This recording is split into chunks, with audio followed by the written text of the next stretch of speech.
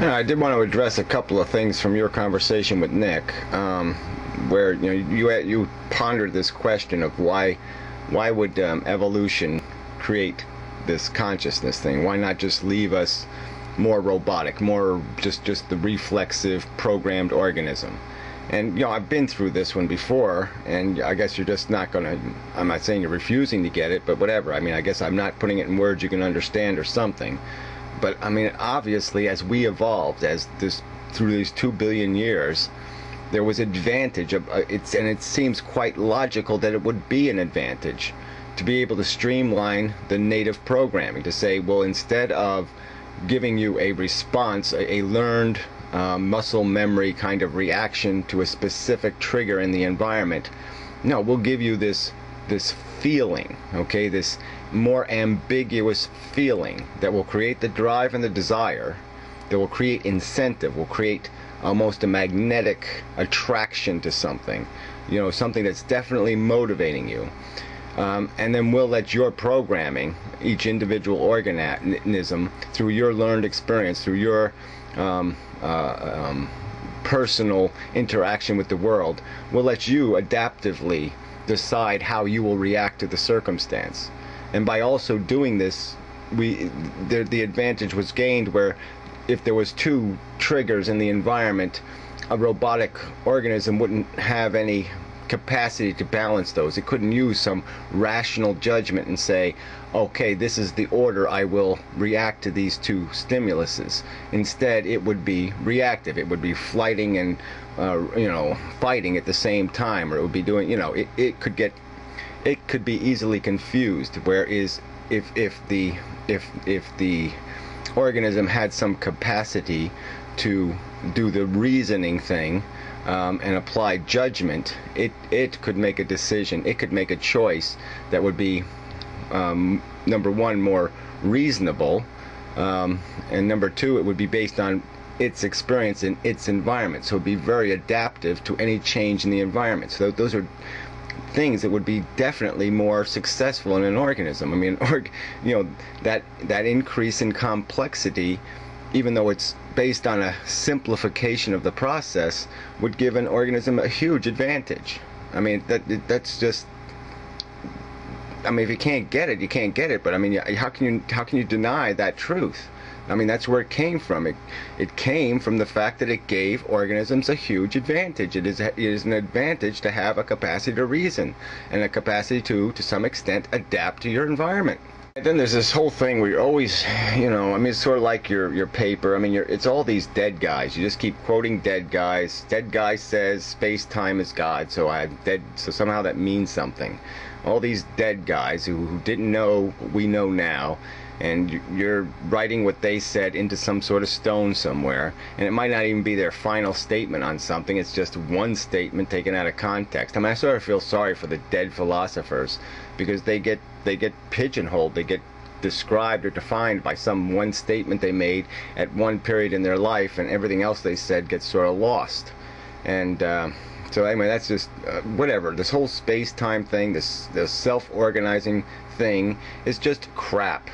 All right, then you brought up some continuity, like that's, certainly we have continuity, but can't we just, again, if you put this in like real language, wouldn't that just mean a consistent personality? Yes, we have a consistent personality because we are basically we have our innate native desire programming, then we have this thing called conditioning, and that conditioning, it narrows us, it makes us more specific in our agenda. And then we acquire a philosophy that just adds nuance to that. And if we really go that step further and acquire a real philosophy, well, then we're really going to start bending ourselves, at least in terms of our behavior, probably beyond just being intelligence. Instead of just being a tool our conditioning uses to get what it wants, yes, our intelligence now can take some control over our behavior. And so that becomes part of our personality, is the fact that the philosophy has an agenda of its own, that the agenda isn't being dictated by desire, it's being dictated by principle and ideals that it's determined to be important. But yeah. So what? So I'm just saying, why use a word? Why use language that just confuses the issue rather than clarifies the issue? And that's what I think you end up doing, because you want the confusion. All right, well, a really key thing, you said something about like nature's intelligence, and that's really something that's got to be, I mean, that's where we get into really, really big trouble. All right, because it's only intelligence in terms of a really crude mission. I mean, it's a simple mission, so you know, it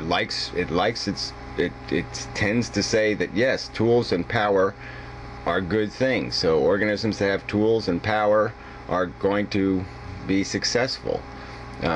That's the rule, and you can call that intelligent. You can call that somehow a reasonable conclusion. But the thing motivating nature, the desire motivating nature, if there could be said to be such a thing, isn't a desire. It's just the simple premise that you know, that might makes right. That which can own the environment can own the environment. I mean, I don't know, you know, it's survival of the fittest by this crude definition, and that's the agenda. That's the extent of it. So how can you call that intelligence? It has no appreciation for anything meaningful. So how could it be intelligent? I mean, you know, it's intelligent in the crudest sense. 1 + 1 = 2, but it's not intelligent in that it has, in that equation, it hasn't left room for the variables of consciousness means something when you create it, and it's got to be, you know, you've got to regulate it. You've got to control how much suffering there is and how much pleasure there is, and these are important things. And well, none of those variables are in nature's intelligence. Okay, nature's judgment doesn't have any appreciation for those fundamental values. So, you know, the intelligence is substantially broken because the whole, it can't evaluate a whole equation. It's just evaluating a very small, minute piece of logic which says, yes, complexity and extra tools are good, period. Alright, I guess bottom line is that nature's a cynical creator, okay? Cynical, not deliberately so, but just because of its lack of appreciation, okay? So it's kind of like the worst anarch-capitalist kind of mentality. I mean, it has no appreciation for any value but success by a stupid definition. And that's it. It doesn't have any sophisticated judgment. It's not Hitler because it doesn't have any passion to do anything or any ignorant notion. It just has an uninformed notion that it is somehow productive to make more of this. And that's it. But that's the agenda.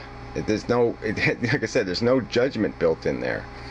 Alright, and so then in the end you finish up with the typical blah blah. Yes, there's lots of suffering in the world, but there's lots of intelligence and beauty. Yeah, well look, most of the intelligence is being devoted to acquisitions, you know, the consumption and the reproduction, the successing. And yes, there is some great beauty out there. There's beautiful words and beautiful images. But what is the concept of beauty based on? Like I said, the most beautiful things to me are the most, I mean, they really are the crudest part of myself. Sorry, a bit of an interruption.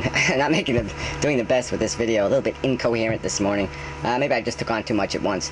But anyway, alright, so let's get to the Nick summation sort of video of some of this stuff.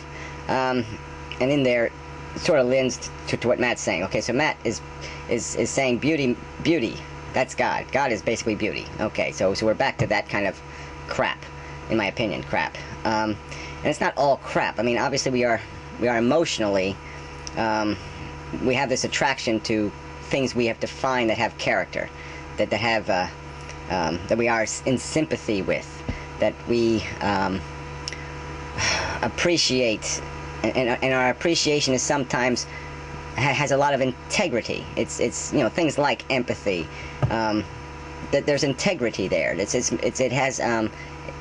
It can be defended philosophically. It's not superficial. It's not simplistic. It's deep emotion, and it's emotion that has some substance to it, because we are. It's like hero worship. We are.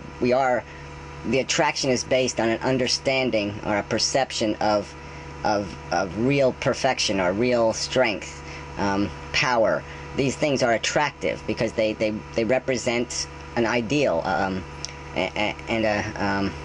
even ideals in the underdog kind of sympathy thing, the value of determination, and the value of withstanding the slings and arrows kind of idea.